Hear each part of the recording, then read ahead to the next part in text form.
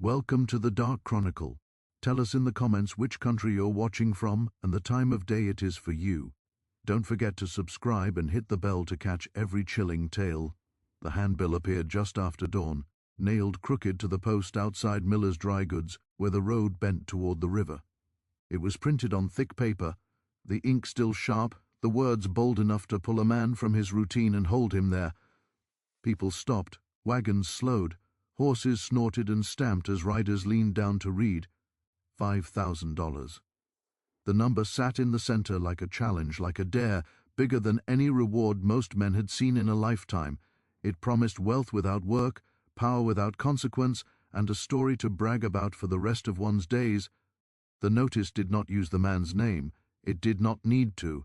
It described him instead, escaped, armed, cunning, believed to be hiding in the Black Cypress swamp. A warning followed, half-hearted and almost mocking, that the fugitive was dangerous when cornered. The final line promised payment upon proof. Proof was a flexible word in those days, and everyone reading knew it. By mid-morning, the handbill had been copied and carried to neighboring towns, tacked to courthouse doors, tavern walls, and the sides of barns. Each time it appeared, it drew a small crowd. Men read it aloud, voices thick with disbelief and hunger. $5,000 could buy land, it could erase debts, it could turn a nobody into a man people listened to. In the South, where fortunes rose and fell on cotton prices and bad luck, such a number felt almost unreal, but it was real enough to change the air. At the Buckhorn Tavern, the talk turned sharp and eager. Glasses clinked, knuckles rapped on tables, someone laughed and said the swamp was nothing but trees and water, that he'd hunted worse places drunk and alone. Another man swore he knew the Black Cypress, that it swallowed horses and men alike, that compasses spun useless there. He was ignored. Fear was a quieter voice than greed. The bounty had come from a coalition of planters whose lands bordered the swamp. They spoke of losses, burned barns, stolen food, broken chains, but there was something else in their urgency. The man had been free for too long. He had embarrassed them by surviving. He had crossed lines they believed could not be crossed, and every day he remained uncaptured was a reminder of that failure. The money was meant to end the reminder. By the afternoon, names were being gathered. Some men signed with careful script, others with a mark. A few were veterans of manhunts, faces weathered, eyes measuring distances and angles without thinking. Others were younger, louder, eager to prove themselves. There were men with dogs and men with rifles, men who claimed to know the swamp and men who claimed to know men. Each believed the hunt would be simple once it began. 30 signed on before the sun dipped low, and more asked why the list was full. They met at the edge of the Black Cypress 2 days later, where the solid ground gave way to water and shadow. The swamp waited without ceremony, a vast tangle of trees rising from dark pools, Spanish moss hanging like old curtains. The air was thick and wet, heavy with the smell of rot and life tangled together. Insects hummed constantly, a sound that never quite faded, even when voices rose above it. The leader of the group was a broad-shouldered man named Calhoun, chosen not by vote but by reputation. He had tracked men across hills and rivers, through pine woods and cane brakes. He believed in preparation and discipline, and he believed deeply that no place on earth belonged to anyone who could not be driven from it. He unfolded the handbill again and read it aloud, his voice steady. When he reached the number, there were nods and low whistles. He folded the paper carefully and tucked it away, as if the promise itself might slip out and vanish. They checked their gear. Rifles were cleaned and loaded, powder horns were topped off, knives were tested against thumbs. The dogs were restless, noses working the air, tails stiff. Someone joked that the fugitive would hear them coming from a mile away and run straight into their arms. Laughter followed, uneasy and quick. The swamp did not laugh back. Locals had gathered at a distance, people who lived close enough to know better. They watched silently as the men organized themselves, as if witnessing something already decided. An old fisherman spat into the water and shook his head. "That place don't give back what it takes," he muttered to no one in particular. A woman pulled her child closer when the dogs bayed. None of the hunters asked for guidance. None wanted to hear warnings that could dull their resolve. Calhoun laid out the plan. They would move in lines, slow and steady, marking trees as they went. Scouts would range ahead. Fires would be kept low and controlled. They would push the man deeper, cut off his paths, force him into a corner where numbers mattered. It was a good plan, sound on paper. The swamp, however, was not paper. As they stepped off the solid ground and into the water, boots sank with a sucking sound that drew a few curses. The first yards were easy enough, the water shallow, the trees spaced wide. Sunlight filtered down in broken shafts, turning the mist gold. Birds startled and flew. The men relaxed, shoulders loosening. This was just another place, they told themselves, just another hunt. But the swamp thickened quickly. Paths vanished, water deepened without warning. Roots twisted underfoot, waiting to trip the unwary. The dogs slowed, whining softly, their confidence dimming. The air seemed to press closer, carrying sounds that were hard to place. Splashes that did not match any step, a distant crack that might have been wood or bone. They pressed on. Pride demanded it, the bounty demanded it. Somewhere ahead, they believed, was a man tired and hungry, alone and afraid. They imagined the moment of capture, the relief, the weight of coins in their hands. None imagined the swamp as anything more than an obstacle. As the light began to fade, Calhoun called a halt and ordered camp made on a small rise barely above the waterline. They worked quickly, building a fire that smoked more than it burned, setting watches. The dogs lay close, uneasy, ears twitching at every sound. The men ate and talked in low voices, their earlier bravado dulled by the day's effort. Someone mentioned that the compass had been acting strange. Someone else said it was nothing. Night fell hard in the black cypress. The darkness was complete, broken only by the weak glow of the fire and the occasional blink of fireflies. The swamp seemed to breathe around them, a slow, patient rhythm. From somewhere deeper in the trees came a sound like a footstep, then another. A few men reached for their rifles. Calhoun listened, then shook his head. "Animals," he said, "get some rest." Sleep came in fragments. Dreams were shallow and uneasy. When dawn finally arrived, pale and uncertain, the camp felt different, as if the swamp had shifted while they slept. Tracks they had marked the day before were gone, erased by water and time.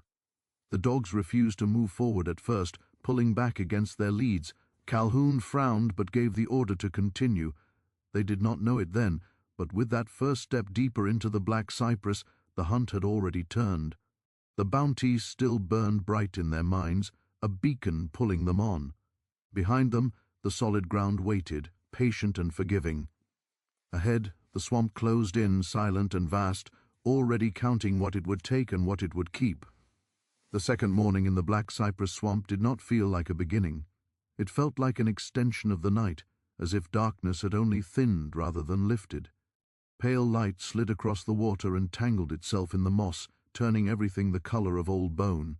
Men rose stiffly, boots heavy with yesterday's mud, shoulders sore from sleep taken in turns. The fire had burned down to a damp ring of ash.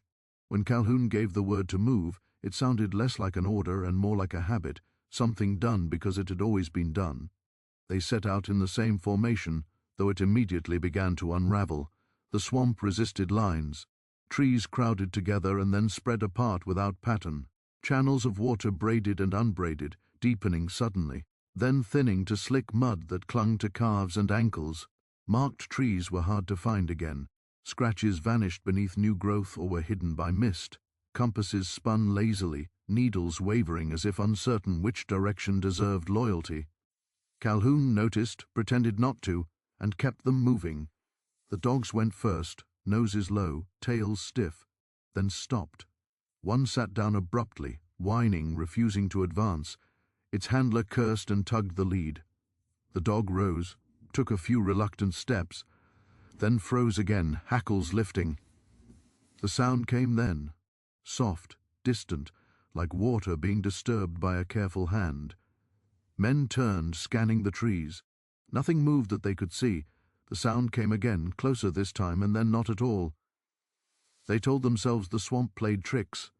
It was an old saying, repeated often enough to feel like wisdom. Heat and dampness muddled the senses. Shadows lied. Sound traveled strangely over water. They repeated it as they pushed on, wading through waist-deep channels that chilled their skin despite the warmth of the air. Rifles were held high. Powder horns were kept close and dry. Every few minutes someone stumbled, catching a root, cursing loudly before regaining balance. Each curse echoed too long. By midday the men had stopped talking. Their energy had turned inward, focused on breath and footing. The bounty felt farther away now, less a promise than a weight pulling them forward. They ate sparingly when Calhoun called a short halt, gnawing on hard bread and salt meat. Flies gathered instantly, a black cloud that seemed to come from nowhere, sweat stung eyes and soaked collars. The swamp pressed close, a living wall. Scouts ranged ahead and returned with nothing certain to report.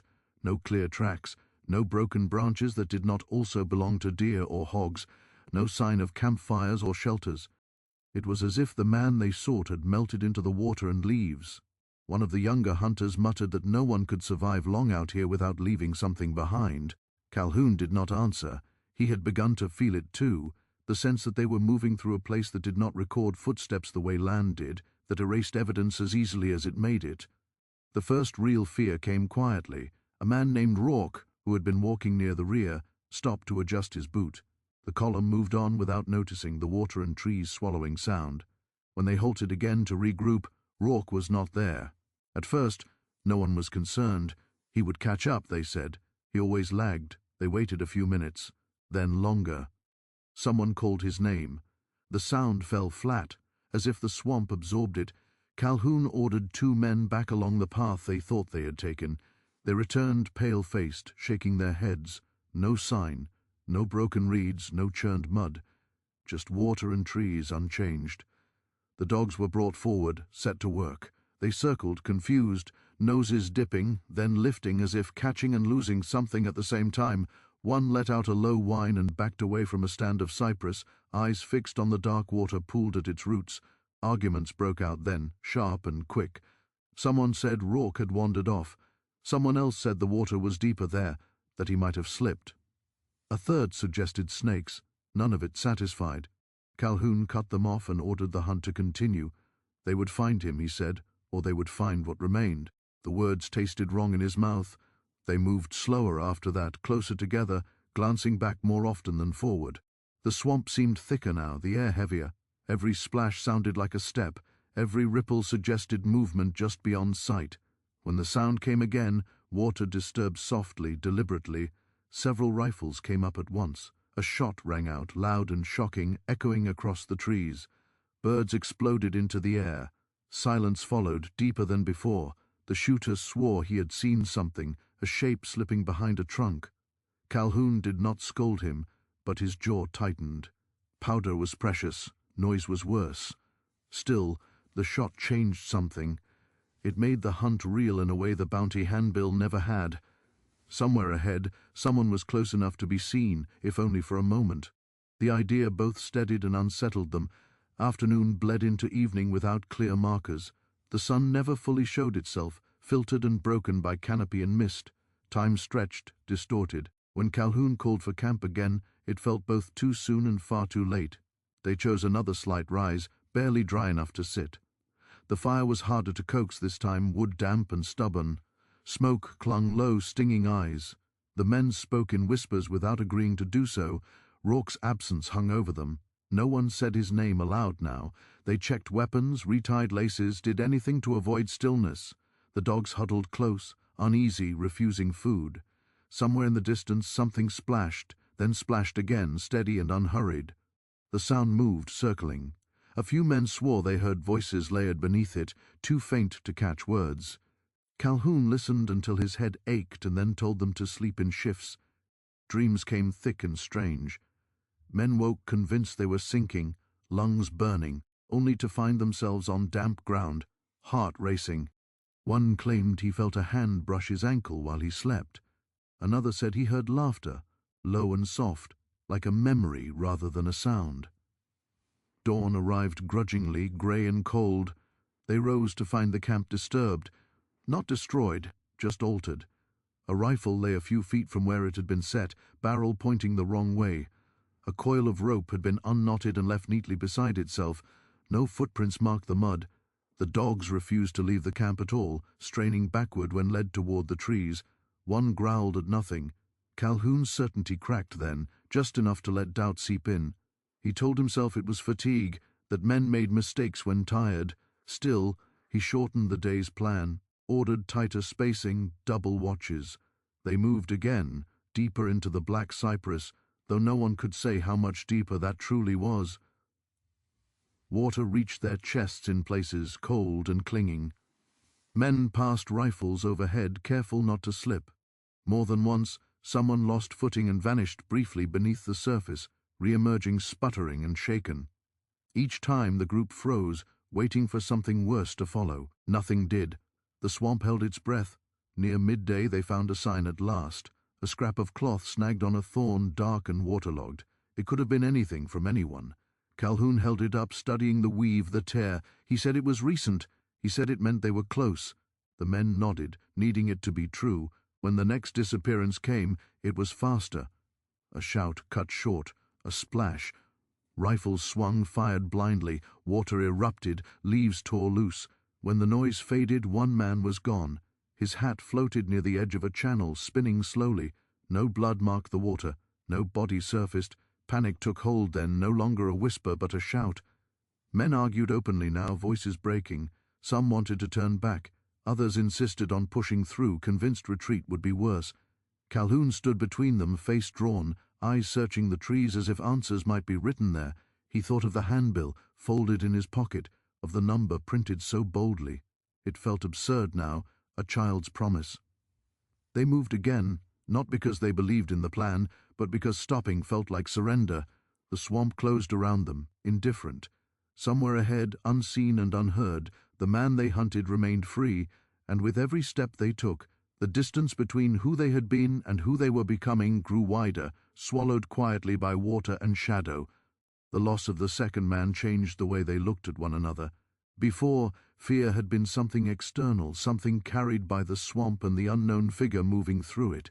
Now it sat between them, in glances held too long and questions left unasked. They counted themselves more often, quietly, each man making sure he was still part of the number.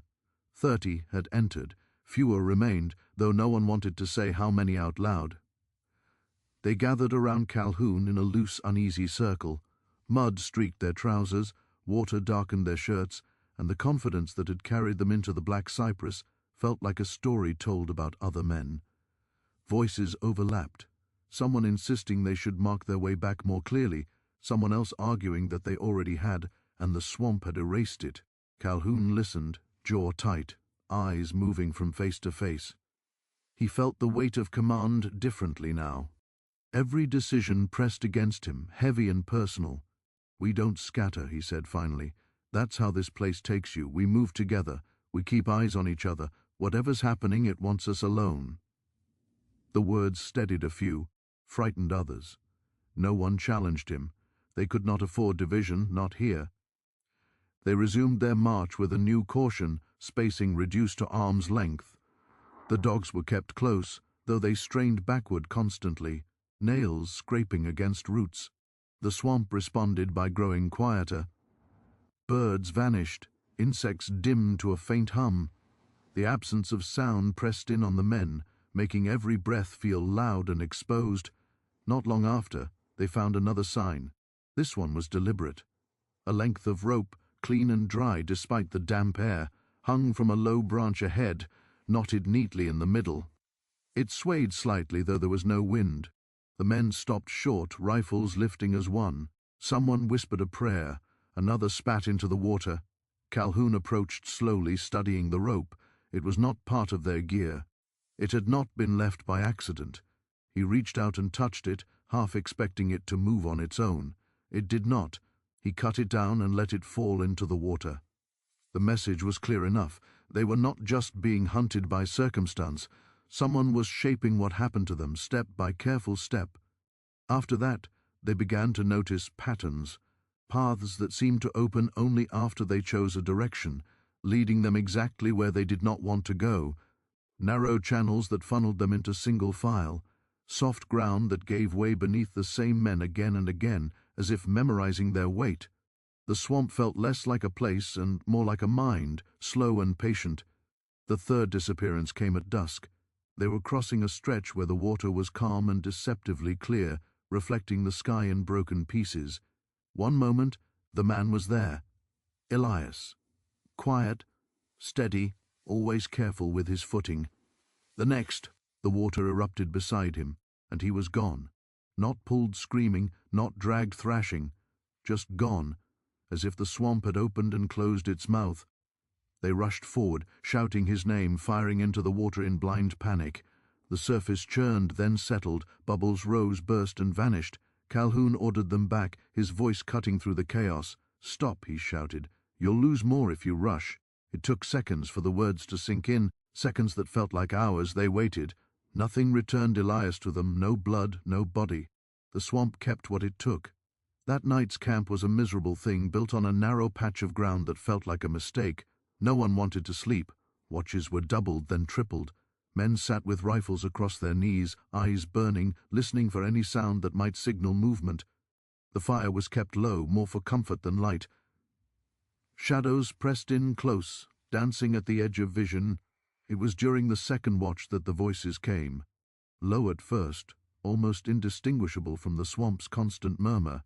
A few men stiffened, thinking it imagination. Then words emerged, just enough to be recognized as words, though the language was wrong somehow, stretched and softened by distance. No one could say what was being said, only that it sounded like speech meant for someone else. One man stood abruptly, shouting for it to stop. His voice echoed too loudly, bounced back at him in broken pieces. The voices faded, leaving a ringing silence behind. Calhoun ordered the man to sit, to breathe. He did not scold him. He understood the need to break the pressure, even briefly. By morning, exhaustion had dulled their reactions. Men moved automatically, following orders without thought. Calhoun worried about mistakes, about fingers slipping on triggers and feet missing holds. He shortened the day again, decided they would search a tight radius and then pull back toward what he hoped was the way they had come. Hope had replaced certainty, and it felt thin. They moved cautiously, scanning every shadow. The swamp offered them another gift then, cruel in its timing. They found a body. It lay tangled among roots near the edge of a pool, half submerged, face turned away. For a moment, relief surged, proof, something solid to grasp. They approached slowly, dread and expectation twisting together. It was Rourke, or what remained of him. His clothes were torn, his skin pale and bloated.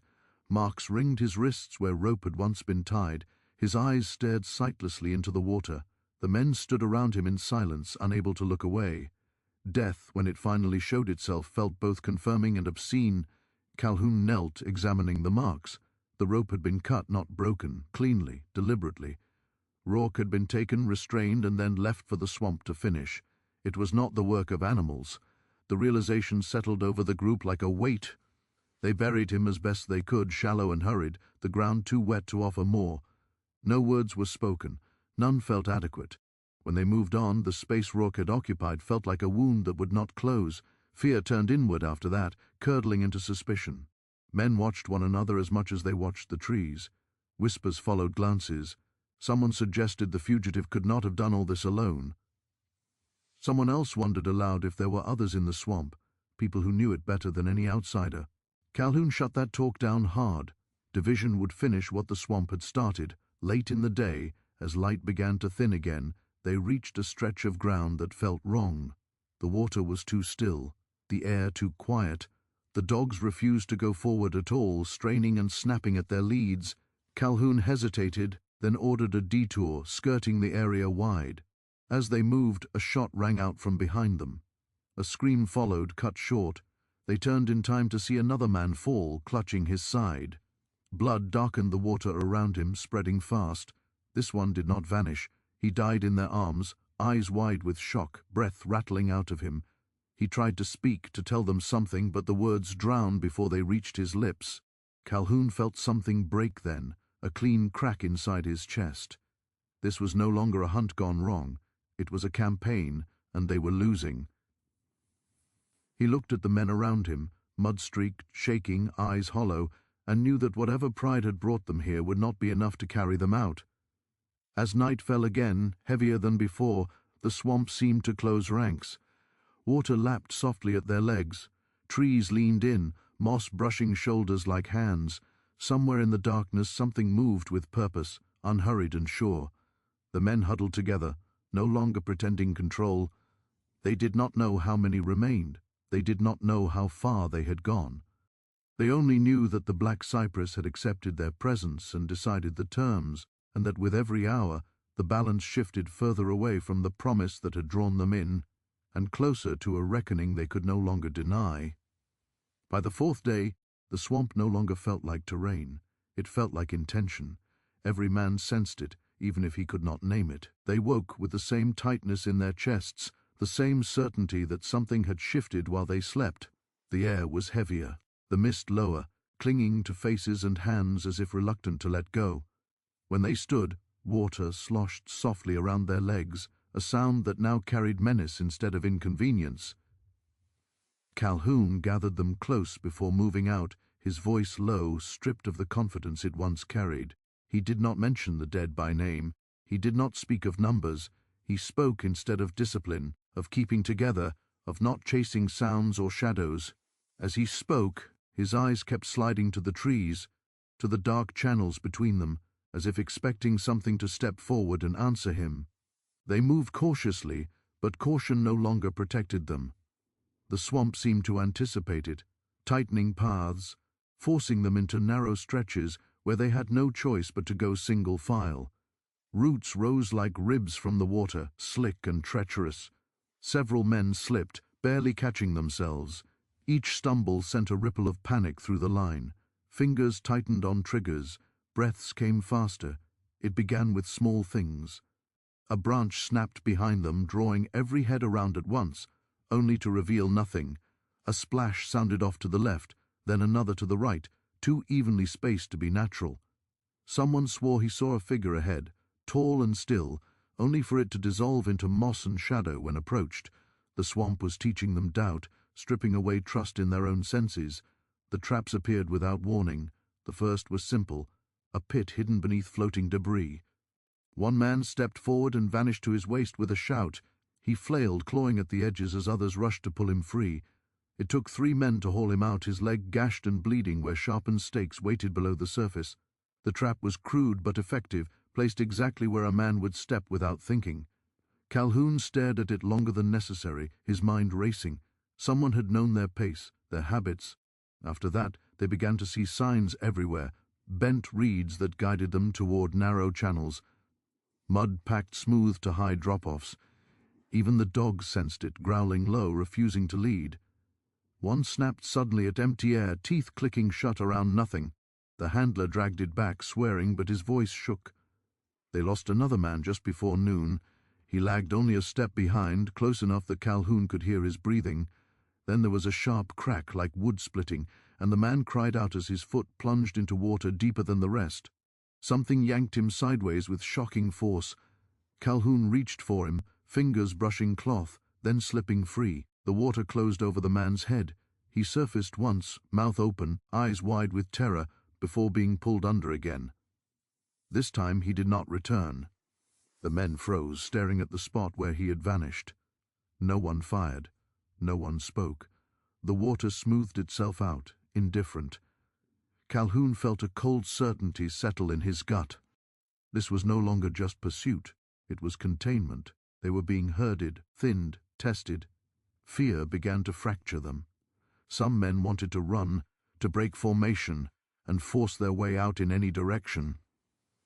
Others clung to Calhoun's orders with desperate faith, as if obedience itself could shield them. Voices rose, arguments flaring hot and fast. Calhoun silenced them with a shout that echoed longer than it should have. "You scatter, you die," he said, and for once no one doubted him. They pressed on, though no one could say why. The idea of turning back felt impossible, as if the swamp would punish retreat more harshly than advance. The air grew warmer, more oppressive. Sweat ran freely, stinging eyes, soaking clothes until fabric clung like a second skin. Every man felt watched, not in the vague way of superstition, but with the certainty of prey aware of a predator's gaze. In the early afternoon, the voices returned. This time they were closer, clearer, though still just out of reach of understanding. They seemed to move with the men, drifting from one side of the line to the other. A few men clapped hands over their ears. One fell to his knees, shaking his head violently, whispering for it to stop. Calhoun hauled him upright, gripping his shoulders, forcing him to meet his eyes. "It's the swamp," he said, though he no longer believed it himself. The next trap was deadlier, a tripline nearly invisible stretched between 2 roots. When it snapped taut, a weighted log swung down from above, crushing the man at the front of the line before anyone could react. The sound was wet and final. Blood splattered the water. For a moment, everything was chaos, shouts, curses, rifles swinging wildly. Then Calhoun roared for order, his voice breaking through the panic like a whip crack. They stood over the body in stunned silence. This death was undeniable, brutal in its simplicity. No mystery, no disappearance. Someone had built this. Someone had set it knowing exactly where they would pass. The realization settled heavily. They were not facing a lone fugitive stumbling through unfamiliar ground.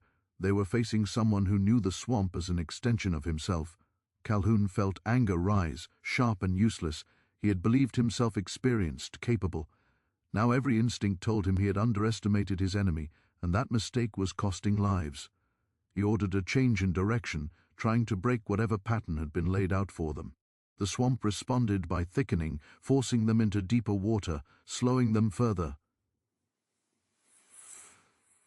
As evening approached, they reached a stretch of ground that felt almost open by comparison. The trees thinned slightly and the water shallowed. Relief rippled through the group, tentative and fragile. Some men laughed softly, the sound brittle. Calhoun did not share their optimism. Open ground meant visibility, and visibility cut both ways. They were halfway across when the first shot rang out from the trees. It struck a man near the center of the group, dropping him instantly. Panic exploded, rifles fired in every direction, muzzle flashes briefly illuminating faces twisted with fear. Smoke hung low, mixing with fog. Another shot cracked, then another, each precise, each followed by a body falling into the water. Calhoun shouted orders, trying to impose structure on chaos, but his voice was swallowed by noise and terror. Men ran, colliding with one another, slipping and falling. Some fired blindly. Others froze, paralyzed. The shots did not come in a barrage. They came one by one, spaced, deliberate, each finding its mark. When the firing stopped, the silence was absolute. Smoke drifted away, revealing the aftermath. Bodies slumped in water, faces pale, eyes staring. Calhoun stood among them, chest heaving, ears ringing. He counted automatically, the habit ingrained. The number was wrong, terribly wrong. No one pursued the shooter. No one even tried. The idea felt absurd now. They gathered what wounded they could, binding injuries with shaking hands. One man begged to be left behind, convinced he would slow them all and die anyway. Calhoun refused, hauling him upright, though he knew the truth in the plea. Night fell again, heavier than before. They did not light a fire. They huddled together in the dark, listening to the swamp breathe around them. Somewhere, far off, something moved through the water with unhurried confidence. No voices came this time. None were needed. Calhoun sat with his back against a tree, rifle across his knees, eyes open and unblinking. He thought of the handbill, of the bold promise that had drawn them here. $5,000 felt like a cruel joke now, a lure cast into dark water. He understood, finally, that the swamp had not turned hostile by chance. It had been claimed, learned, mastered by the man they hunted. As the hours dragged on, Calhoun made a decision he should have made days before. At first light they would attempt to leave, not in scattered desperation, but together, slow and careful. Pride had no place here anymore. Survival did, but even as he formed the plan, a part of him knew it might already be too late. The swamp had shaped them, thinned them, taught them fear. It had taken their certainty and fed it back as dread, and somewhere in the darkness, unseen and unhurried, the man they had come to capture listened to their breathing and waited for the next mistake. Dawn came without warmth or promise. It seeped into the swamp like a reluctant guest, thinning the darkness just enough to reveal what night had hidden. Faces looked older in the grey light, carved by fear and exhaustion. Mud-caked skin and clothes alike, eyes were red-rimmed, unfocused. When Calhoun rose, joints stiff and aching, every man watched him, waiting to see what shape the day would take. He did not speak at first. He counted them instead, slowly, his gaze moving from one face to the next. The numbers settled heavily in his chest. Too few, far too few. He swallowed and forced his voice steady when he finally spoke. They would move at first light, he said, toward what he believed was the western edge of the swamp. No one argued. The will to resist had been ground down to a thin thread, and even that felt fragile. They stepped off quietly, rifles held close, boots sliding into cold water. The swamp greeted them with its usual indifference. Mist clung low, obscuring distance, blurring shapes. It was easy to imagine the trees shifting when no one looked, the channels rearranging themselves to frustrate escape. Every man felt it, that sense of being guided rather than guiding, of moving along paths chosen for them. They had not gone far when the first shot rang out. It came from behind, sharp and sudden, echoing through the trees. A man near the rear jerked forward, then collapsed without a sound. The group froze, instincts screaming to scatter, to run. Calhoun shouted for them to hold, to keep moving. Another shot followed, then another, spaced and deliberate. Each found its mark. Panic flared, hot and blinding. Men fired wildly into the fog, muzzle flashes briefly illuminating terror-stricken faces. Smoke mingled with mist, turning the air thick and choking. Calhoun dragged one man back into line as he tried to bolt, shouting into his ear that running would only make it easier. The words felt thin even as he said them. The shots stopped as abruptly as they had begun. Silence rushed in, louder than gunfire. Two more men lay motionless in the water. No one pursued the shooter. No one could even say where the shots had come from. The swamp swallowed direction and distance alike. They moved on, slower now, each step measured. The wounded stumbled along, supported by others. Blood streaked the water in thin, fading lines. The dogs had long since gone silent, their fear complete. One had broken free earlier in the night, vanishing into the trees with a terrified yelp. No one expected to see it again. As the sun climbed, the swamp seemed to close ranks. Channels narrowed, forcing them into single file again. Roots snagged boots, branches tore at clothing and skin. Sweat poured freely despite the cool air. Breathing grew ragged. The sense of being watched intensified, pressing in from all sides. They reached a stretch of ground that Calhoun did not recognize, though by now that meant little. Every place looked the same when fear flattened detail. Still, something about this area felt deliberate. The water was deeper, the trees closer together. Movement slowed to a crawl. That was when the screams began. It started with one, sharp and sudden, from somewhere ahead. A man cried out in pain and terror. The sound cut off abruptly, replaced by frantic splashing.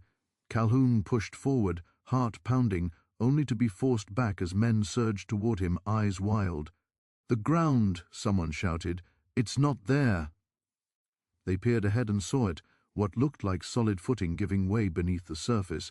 Men who stepped there disappeared to their waists, then their chests, then were dragged under by unseen force. The water churned violently, then stilled.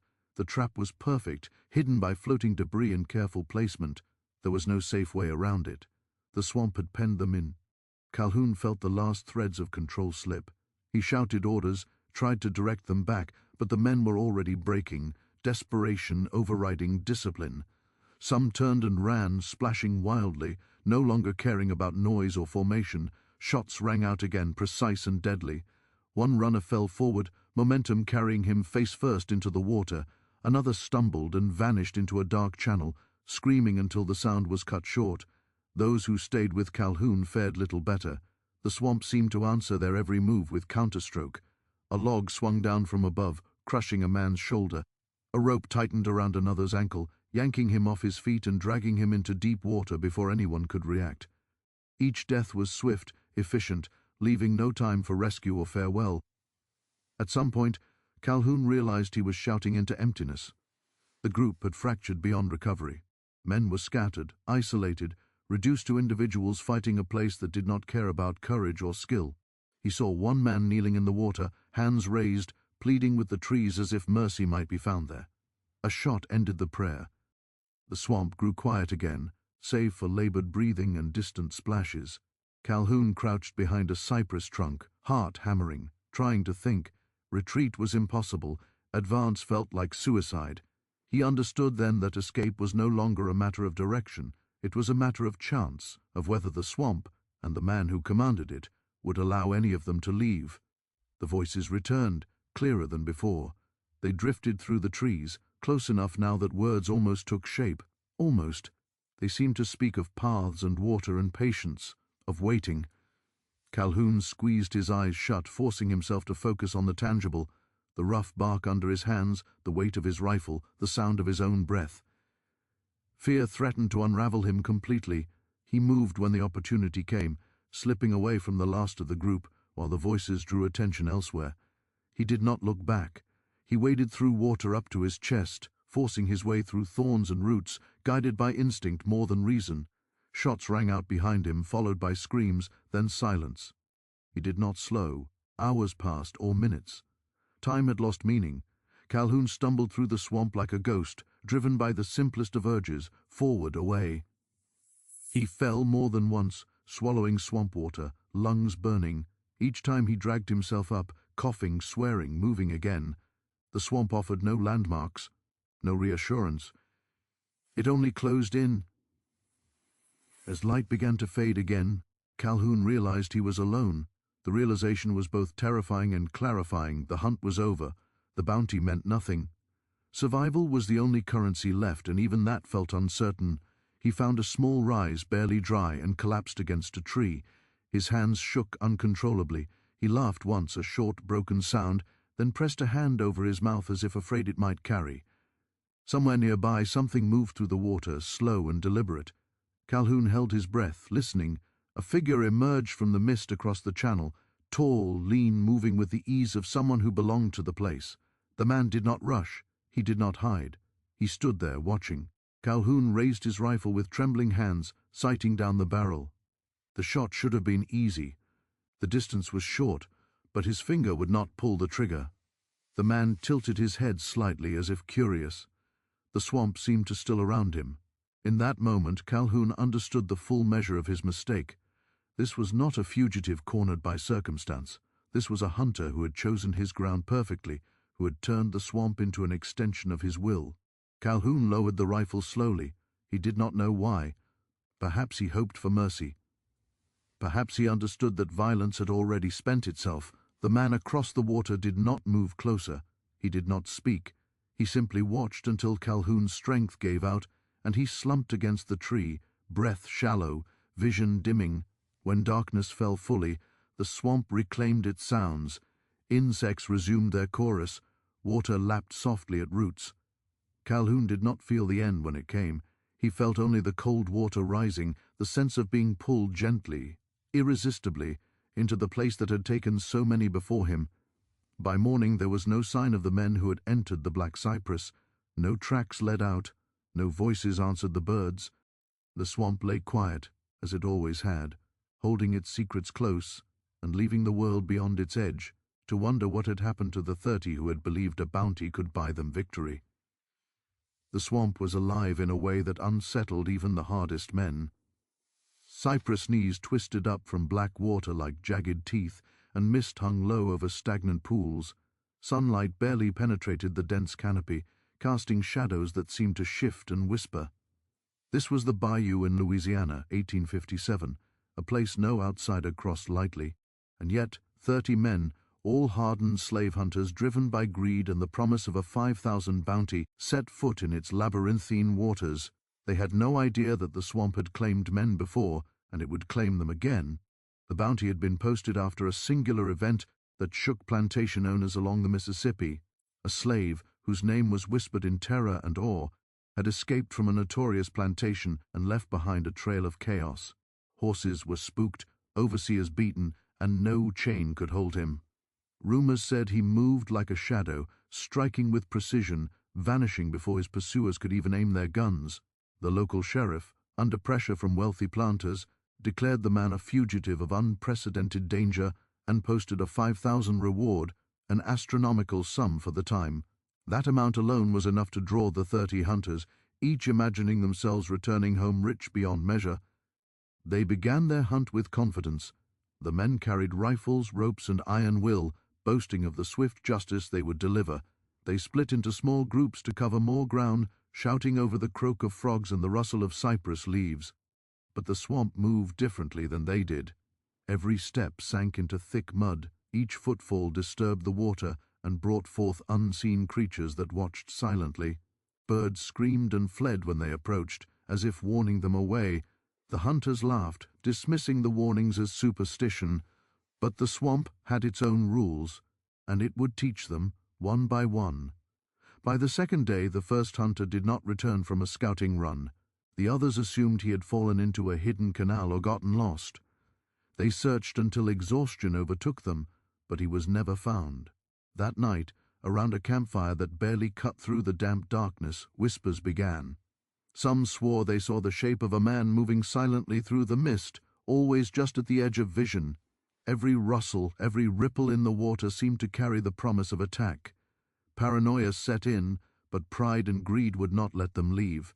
They had come for gold, and gold was worth any risk. On the third day, the swamp began claiming its toll more visibly. A pair of hunters vanished while chasing footprints near a cypress knot. Their screams echoed across the water, but when the others arrived, all that remained were rippling pools and floating debris.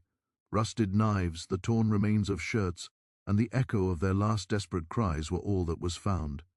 The hunters began to argue, blaming each other for carelessness. Superstition battled ambition in their minds, but they pressed on, deeper into the heart of the swamp. And in that heart something waited, something that did not move like a man but thought like one. The escapee himself became almost mythical. Some said he had trained in the swamp since childhood, learning to navigate every twist of waterway and every trap hidden beneath roots and vines. Others claimed he had allies among the local people or knowledge of ancient protective charms that made him untouchable. But whether human or something more, the hunter's prey was always one step ahead. The men began to die in ways that made no sense to rational minds. Some sank into mud pits that seemed to open suddenly beneath their feet. Others disappeared while climbing over fallen cypress logs, as if the swamp swallowed them whole. A few were found days later, washed up with broken bones, rifles still clutched in stiff hands, eyes wide with terror that never faded. As days turned into a week, the swamp took its final toll. Only a handful of hunters remained, exhausted, hungry, and terrified. They stopped trusting each other. Every sound, a bird call, the splash of a fish, even the sigh of the wind, became a potential threat. Sleep was impossible. Closing their eyes meant falling into the grasp of whatever hunted them. When the last campfire flickered low and the remaining men huddled together, none could deny the truth. The swamp had become a predator, and they were the prey. Weeks later, search parties sent from nearby towns found evidence of what had happened, but no clear explanation. Scattered rifles floated in the black water, a testament to the hunters' final struggles. Bones, weathered and stripped of flesh, were discovered tangled in the roots of cypress trees, evidence of violent deaths that no human hand could have inflicted alone.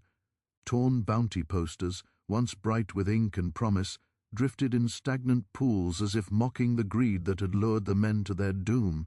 And yet, the most remarkable fact remained: no bodies were fully recovered, and no trace of the escapee could be found. Some believed he had walked north, vanishing into freedom and legend. Others whispered he had merged with the swamp itself, becoming part of the shadows, untouchable, eternal. The plantation owners who had funded the bounty were forced to face an uncomfortable truth. Money could not command the swamp, nor could it control the man who had outwitted 30 of the region's deadliest hunters. The reward was quietly withdrawn, and the story spread like wildfire through nearby towns and settlements.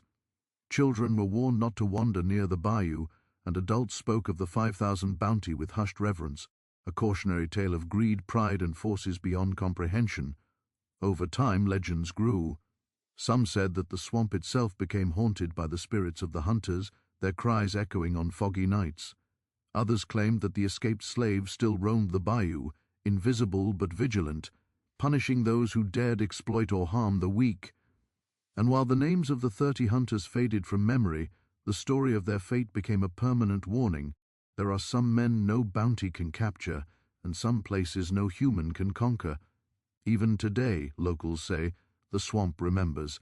Visitors who wander too far into its depths report sudden chills, shadows that move on their own, and the faintest sound of men calling out, lost and terrified. The legend of the 5,000 bounty persists as a reminder that not every prize is worth pursuing, and some forces, be they human cunning, natural power, or perhaps something darker, are stronger than gold. The tale also became a whispered lesson about justice and survival. In a world ruled by cruelty, oppression, and greed, one man's cunning and courage had turned the tables, leaving 30 of the region's deadliest hunters to vanish into myth. The swamp, cruel but impartial, had chosen its own enforcers, and the outcome became a story told to generations as both a warning and a marvel. Money could not measure bravery, skill, or the thin line between life and death when one navigated the shadows of nature itself. And so, the 5,000 bounty, once a symbol of opportunity, became a mark of folly. The hunters who entered with hubris never returned. The swamp held its secrets close, and the escaped slave, phantom, man, or something beyond, remained free, untouchable, and immortal in the stories told around hearths and campfires for decades afterward. The memory of the swamp's deadly embrace lingered, a chilling testament to the power of nature, cunning, and the human spirit when faced with the impossible.